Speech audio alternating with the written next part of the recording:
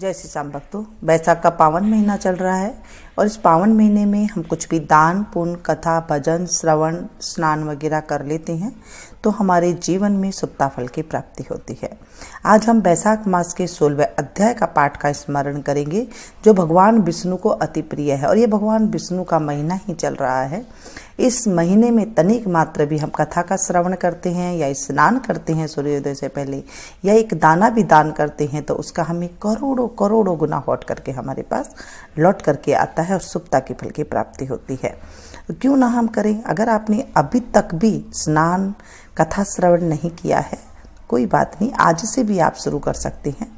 कथा आप दिन में कभी भी मर्जी सुन सकते हैं, लेकिन ध्यान रहे जब आप कथा सुने तो कोई काम की हड़बड़ी ना हो, ध्यान से सुना करें। बोलिए विष्णु भगवान की जय। अच्युतम केशवम कृष्ण दामोदरम राम नारायणम जानकी वल्लभम राम नारायणम जानकी वल्लभम। कौन कहता है भगवान आते नहीं, कौन कहता है भगवान आते नहीं, हम मीरा के जैसे बुलाते नहीं, हम मीरा के जैसे बुलाते नहीं। अच्युतम केशवम कृष्ण दामोदरम राम नारायणम जानकी वल्लभम।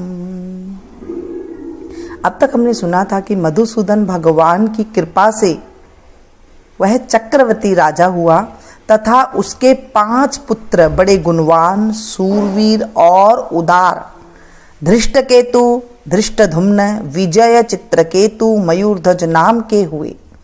संपूर्ण प्रजा अनुराग और विश्वास करने लगी। फिर पांचाल देश का राजा निष्काम चित हो मधुसूदन भगवान की पूजा के लिए सभी धर्म करने लगा। जिनसे प्रसन्न हो मधुसूदन भगवान ने अक्षय तृतीया के दिन चारों भुजाओं में शंख चक्र पद्म लिए पीताम्बर धारण किए, वनमाला पहने लक्ष्मी तथा अनुचरों सहित गरुड़ पर चढ़ साक्षात दर्शन दिया। उनके असहनीय तेज को देखा राजा ने नेत्र बंद कर लिए। फिर उनके दर्शन कर हर्ष के मारे सब देह में रोमांच खड़ा हो गया, नेत्रों में आंसू गिरने लगे और अत्यंत भक्ति पूर्वक हाथ जोड़ सिर झुका स्तुति करने लगा। बोलिए विष्णु भगवान की जय। 16वां अध्याय। सुरतदेव जी कहने लगे, भगवान के दर्शन के आनंद में मगन हृदय वाले उस राजा ने तत्काल शीश झुका प्रणाम किया और बहुत देर तक आकुल नेत्रों से विश्वात्मदेव जगदीश का दर्शन करता रहा। फिर चरण धोकर जल सिर पर धारण किया और बहुमूल्यवान आभूषण चंदनादि से पूजन करने लगा। धूप दीप फूल माला नैवेद्य और आत्म समर्पण आदि से विष्णु भगवान को प्रसन्न कर बोला, हे निर्गुण विश्वमूर्ते, आपके चरणाविंद धन्य है। ये चरण शरणागतों के पाप दूर करने वाले हैं। तुम्हारे चरण विंद को भूल तृषा से व्याकुल अनेक योनियों में भ्रमण करता हूं।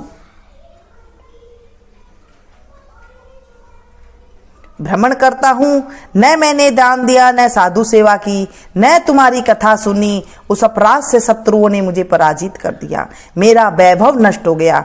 तब मैं वन में गया, मेरे अपने गुरुओं के स्मरण करते ही गुरु ने आकर मेरी दीन दशा पर दया कर दुख से छुड़ाने का उपाय बताया।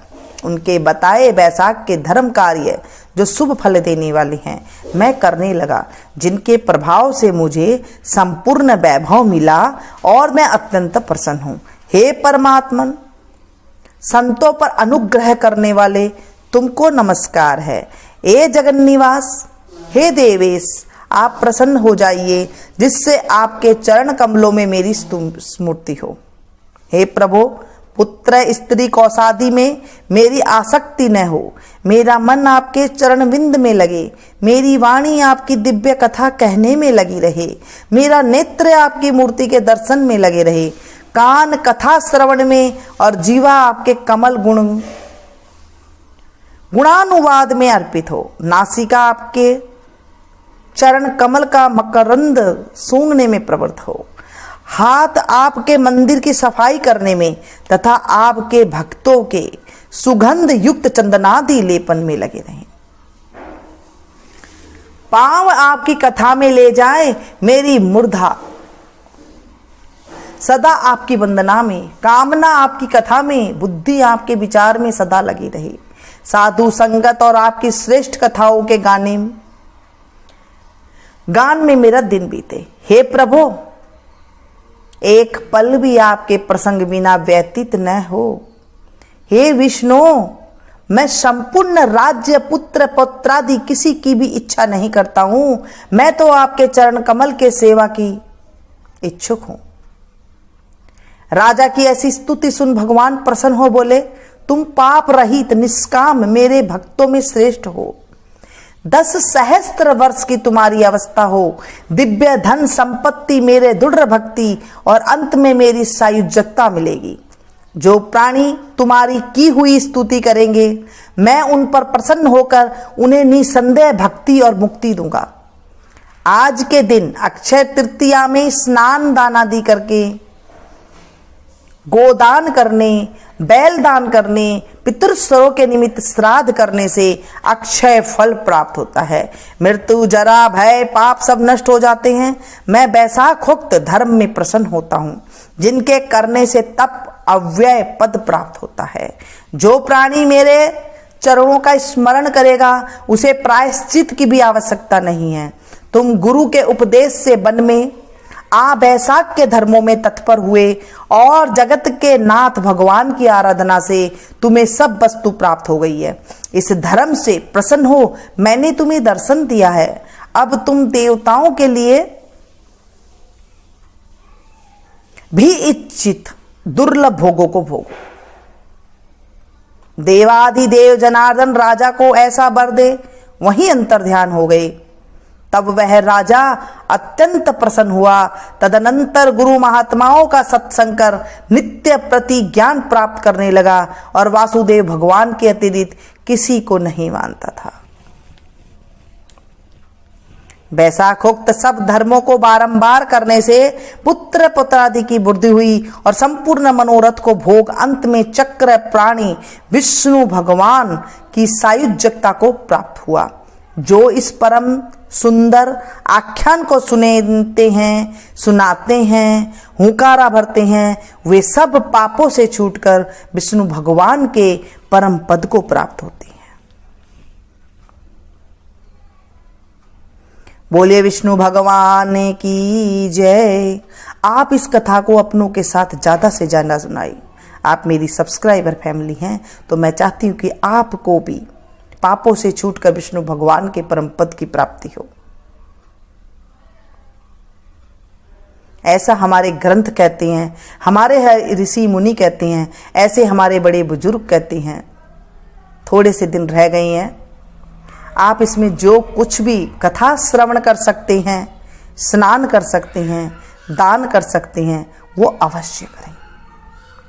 कभी भी आप कथा श्रवण करते हैं, उस टाइम पे आप 2 रुपया, 5 रुपया, 10 रुपया या आपके शक्ति अनुसार आप उस पर रुपया रखें और उसके बाद उन रुपयों से आप गायों को हरा दे सकते हैं, किसी जरूरतमंद को दे सकते हैं, मंदिर में दान दे सकते हैं। इससे हमारे पाप की निवृत्ति होती है। कोई फल रख सकते हैं, वो मंदिर में चढ़ा करके आ सकते हैं, किसी को दे सकते हैं जरूरतमंद को। अब अक्षय तृतीया आने वाली है। उस दिन एक एक पुण्य का करोड़ों करोड़ों गुना फल अक्षय हो जाता है। अगर हम कुछ भी काम करते हैं, कथा श्रवण करते हैं, सुनाते हैं, कथा के टाइम पे हुंकारा अवश्य भरे। जैसे हम कथा करते हैं तो वहां पर आप हुंकारा जरूर भरें। सुनते वक्त कथा का हुंकारा भरना बहुत जरूरी होता है। ये छोटी छोटी जानकारी होना बहुत जरूरी है। बोलिए विष्णु भगवान की जय। मेरा आप की कृपा से सब काम हो रहा है, मेरा आपकी कृपा से सब काम हो रहा है। करते हो तुम कन्हैया, मेरा नाम हो रहा है। करते हो तुम कन्हैया, मेरा नाम हो रहा है। मेरा आपकी कृपा से सब काम हो रहा है, मेरा आपकी कृपा से सब काम हो रहा है।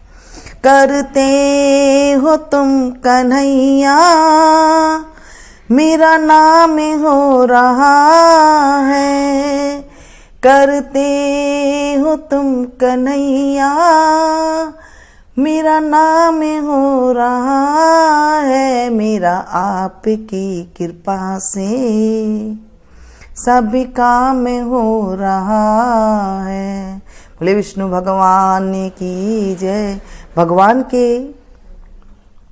सिवा एक पत्ता भी नहीं हिल सकता है। भगवान की मर्जी के अलावा हम कुछ भी नहीं कर सकते हैं। पूरे दिन भगवान का यही नाम स्मरण करते रहे। नमो भगवते वासुदेवाय का नाम स्मरण कर सकते हैं, श्री हरि का नाम स्मरण कर सकते हैं। मेरा आपकी कृपा से सब काम हो रहा है, ये नाम आप स्मरण कर सकते हैं। कुछ भी आप नाम स्मरण करें, पूरे दिन भगवान का नाम आप स्मरण इस तरह से करते रहे तो हमें वैशाख महात्म में आप देखेंगे कि जब आप वैशाख का महीना ख़त्म हो जाएगा उसके बाद आपको कुछ ना कुछ अच्छा जरूर दिखाई देगा। अगर आपका कर्कश स्वभाव है तो उसमें मधुरता आ जाएगी। अगर घर में कुछ बीमारी है आपके यहाँ तो उसमें सुधार होने लग जाएगा। अगर घर में पैसे की कमी है तो पैसे में बरकत होने लग जाती है। ऐसे है मेरे प्रभु की महिमा, ऐसे है मेरे वैशाख मास की महिमा। वैशाख मास में हमें आक के पौधे को सींचना चाहिए, इससे भगवान खुश होते हैं। और वैशाख में आक का बहुत बड़ा महात्म बताया गया है, तो क्यों ना हम इस महात्म का फल लें। अगर वीडियो पसंद आई हो तो एक लाइक जरूर दे, इसे ज़्यादा से ज़्यादा अपनों के साथ शेयर कीजिएगा। मिलती हूँ फिर से एक नई वीडियो में, नई जानकारी के साथ, नई कथा के साथ। तब तक आप लोग देखते रहिए। Thank you.